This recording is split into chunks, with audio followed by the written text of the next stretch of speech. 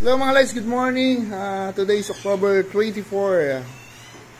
Huwebes ngayon. May customer tayo. First customer, Yamaha NMAX na V1. So, meron tong ilaw. Ayan o. Huwag isapin mo nga. Ang ilaw niya is gold runway na yung 4 LED. Ang gagawin natin dito ay papalit siya ng bracket. Meron LED bracket. So, may existing bracket na ito. Papalitan lang natin. At medyo i-customize natin, depende kung saan gusto na siya nakapwesto yung ilaw. So, dito sa shop natin, pwede tayo mag-customize ng bracket. Lalo kung hindi naman ganun kahirap na baguhin. Para nakaposisyon sa gusto niyong pwesto talaga yung ilaw. Tapos, pakita natin si Sir. Pakita mo natin, meron pala tayong dito Raider na, anong generation ba ito, Sir? Last ba to? Ito yung latest na Raider, FI no, Sir, no? Raider FI lang yung tatawag dito eh.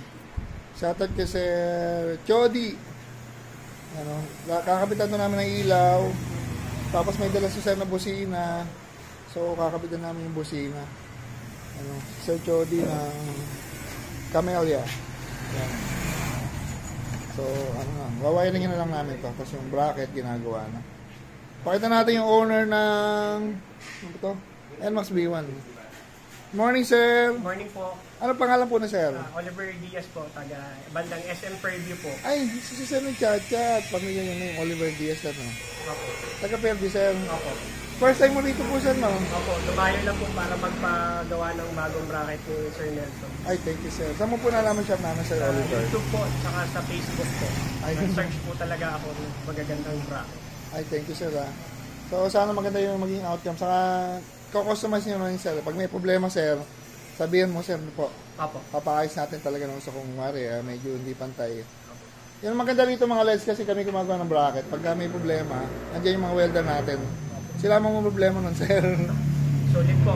Kahit malayo, pinagalingan ko. Maski bumabagyo, Sir. Baka may shoutout ka, Sir Oliver, Sir. Shoutout po sa family ko. Ay, yun lang, Sir. So, thank you, Sir, ha. Thank you po. Yamaha T-Max na 2022. Medyo di tayo familiar sa model ng T-Max, pero nagagandahan talaga ako sa T-Max. Ito yung first scooter na maxi scoot na parang gandang-ganda ako talaga. Kaya lang, I can't afford hindi natin kayang bilhin ito before, pero okay na rin. So, tatry natin dito, gagawin natin ang kakapitan natin ito ng Bosch Europa kung kasya. According sa owner, kasya naman daw. So, sinesearch namin kung paano pwesto.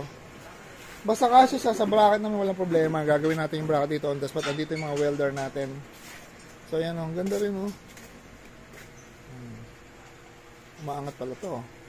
Dahil si AK ko. So, yan yung mga customer natin for today. Kala natin walang customer. Kala ko magkasarado kami today. Kasi nga may bagyo. Pero, maaraw-araw pa ng konti. So, yan mga LEDs. Continue natin mamay video. Thank you. So mga LEDs, yan. Good evening na yata. Hindi pa pala. 4:09 pa lang. Ang dilim na. Araw ng mga Max today. Ito muna una namin ginagawa. X-Max. Ay, T-Max pala na 2022 ba? Sir, 22? 2022 na T-Max. Kakabitan namin ng Bosch Europa. Hindi pala kasya kaya nagtagal kami. So, kinabit na lang yung dating horn na PIAA. Pogi busina mga pogi.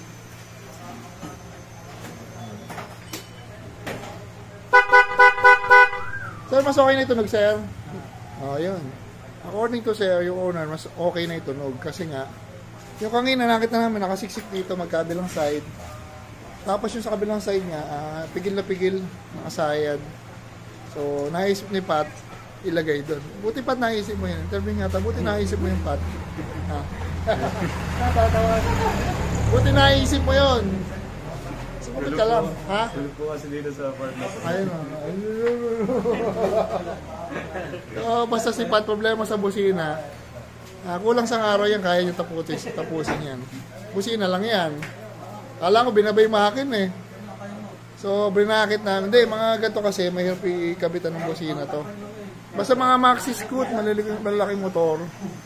Talaga yung kahan niya punong-puno, kaya mahirapan ka talaga mag-mount ng, patay mo na yung, mahirapan kang mag-mount ng mga bosina, ilaw. Lalo yung mga nasa loob kasi nga, puno. Ay, hindi tingnan nyo. Ayun, napatay din. So, ayun o. Yamaha T-Max. Hindi pa natin kabisado ito eh. So, busina lang kinabit ito. Napakatagal. Nakabracket yung busina nito. Nandito sa gawin rito, nakabracket. Na stainless. Pero okay lang video ko, sir. Sama ka, sir. Ayan. Pakita natin yung owner naman. X-Max. Taga saan po ba si sir? Panasal lang. Sa... Malolos. Bago lang po ba to, sir? Bago lang. 1 month. Ay, buti sir. Alam mo to, sir. Napapanood na kita eh. Ah, yun, sir. Nakaka-repair. Ay, thank you, sir. So, gagawin natin dito. Meron si sir na Senlo M5 Plus. Kakabit natin dito. Doon sa ilalim. May bracket tayo para dyan. 700 lang. Ano nga name mo, sir? Mon. Si Sir Mon. Mon. So, wawiringan natin yung bracket. Saka, may busina ba to, sir? Kakabit din na. Ayun lang, ilaw lang pala. So, nagkasundo na yata. Dito lalagay yung switch. Medyo pinapahirapan kami sa mag-isip eh. So, gusto ni sir dito sa ilalim. Ayaw naman namin kapit dito kung bubutasan to ng lalagay lang ng mga screw or dikit lang. Hindi siya matibay. So, doon tayo sa mas okay. Naisip natin yung turn nito sa lever. Sa ilalim may nut. Gagawa tayo ng bracket mula na papunta rito. Ano kaya ni Noel? Hindi kaya yun. Gagawa tayo ng bracket para matibay kasi nakadikit lang. So, yun. Hanggat mapapaganda, papagandahin natin. Di baling matagal. At gagabihin na to. Yan o, ganda rin ng T-Max. Pogi, ano ba masasabi ng T-Max? Kaya-kaya ba? Ha? Pang-hold yung T-Max na to eh. Sabi ano? Sabi niya daw kayo mga basic. Basic ba yan? Basic? Maghapon na po ito mga les. Umaga pa tinitira. Hanggang ngayon. Payari na naman, binubuo na. Pero ano ang fairness, mahirap gawin yan. Inaano ko lang ito. Kaya tagal mo nito. Pero mahirap talaga eh. So, nadali naman. So, basta matyaga kayo maghintay, madadali yung ipat. Basta natapat yan. Pero okay na, tumutunog na eh. So, ayan mga lets. Thank you. Mga lets, video natin. Yamaha T-Max. Ang tumira niya, si Pat. Ayun o, napakagaling o. Basic ba ito? Basic? Ang kinabit dito, busina lang. Pero halos buong araw. Hindi, may busina kasi dati to, PIAA.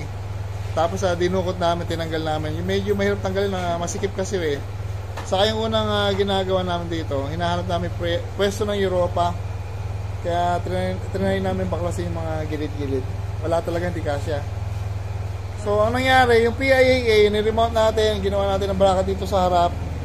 Compare before, nung dinala rito ni Sir, saka ngayon, mas okay na yung busina. Kasi kanina, nakasayad talaga, sayad na sayad. Sayad na sayad dito, ano? Dito medyo okay lang. Sayad din. Eh, ngayon ba, sayad pa? Wala naman vibration yan. Basta pa nag-bracket, si Pato lang. Busina, pogi. So, yan ang tunog nga, natural na tunog ng PIAA. So, dana tayo rito. Sir! Thank you, sir! Ano nga name mo, sir? Umatinig. Ano may dati motor mo, sir? May isa pa bang motor o ito lang? Isa pa, dati NMAX. From NMAX, naging T-Max, sir. Kakaingit ka naman sana all, sir. Asan na NMAX mo, sir? Magkano bili mo dito, sir? Secret ba? Kalahati. O yan, alam nyo na ha.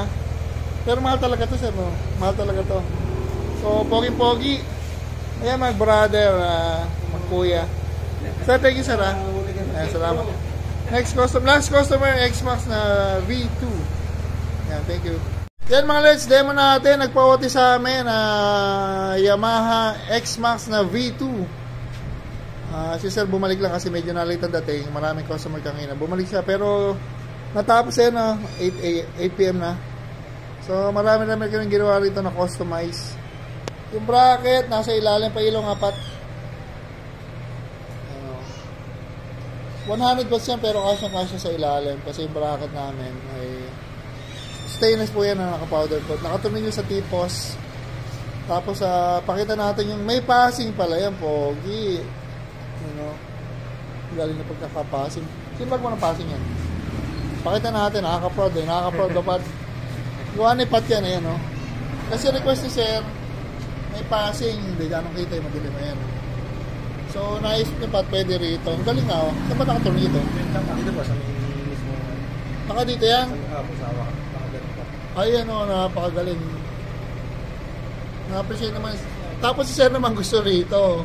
Sabi ko, ayoko mag-tornilyo rito ng screw. Saka okay, didikit na, parang di matibay. Dito kami nag-tornilyo, sa likod. Ayan, oh. Yung tornilyo nito, sa ilalim, nagka-connect kami ng stainless. Ayan, oh. Puro customize yan, Sir. Ay, mga LEDs, para masunod yung gusto niya. Gusto talaga na may passing, eh. Ayan, oh. May passing na. Ayan si Sir, pakita natin. Sir, ginabi ka na, Sir. Taga saan nga, Sir? Palasahan lang. So, okay ka lang, Sir, gabihin, Sir. Malapit lang naman, no? Okay lang. Satisfied naman. Ay, thank you, Sir. Nasunod na ba yung mga gusto ni Sir? Okay po, okay. Panalo. Ay, thank you, Sir. So, ayan, mukhang happy naman si Sir. At nakaka-proud lang, oh. Yung mga nagdududa sa mga kakayanan ng dalawa na to, kasi may hinahanap sila lagi, eh. Eto, welder na to, installer pa. Saka, okay, magkala mga LEDs, yung lahat ng harness, ako pa rin gumagawa nun. Sila nag-install. Kaya pagka may problema, magkakamot ng ulo, papasok na sa akin. So, ganun din. Okay, magkala sa wiring, tayo rin may gawa. At pag may problema, ako rin ang magsosolusyon. So, ayan mga LEDs, dalo tayo rito. Xmax V2. Ayan, thank you. Then mga LEDs, maulang araw ngayon, may bagyo. Pero may customer tayo. May picture pa ng babae. Yamaha NMAX V2. Tinabi natin dito, Lightning T1. Tapos busina PIAA. Pailaw na yung pogi. Side mirror pala. Ilaw pogi. Pailaw. Ginawa natin ng wiring ng MDL. May patayan lang. Tapos pagka naka-on, sabay na sa high and low ng headlight switch. Tapos busina pogi. Si Pat. Kaya si Pat nang muna ngayon kasi maulan naman eh. Si Ralph, pahinga muna. At may sakit pa si Ralph? Masakit ang kuko. So yan, na tayo rito. Ginawa natin lang dito ng ating na-splice no electrical tape. Tapos yung bracket, gusto ni Sir, nakalabas, mas kumalit na ilaw. Pero maganda nga naman, no? Heavy duty LED bracket yung by Nelson LED. Nakatumingin sa chassis. Tapos stainless na powder coated. So yan, thank you.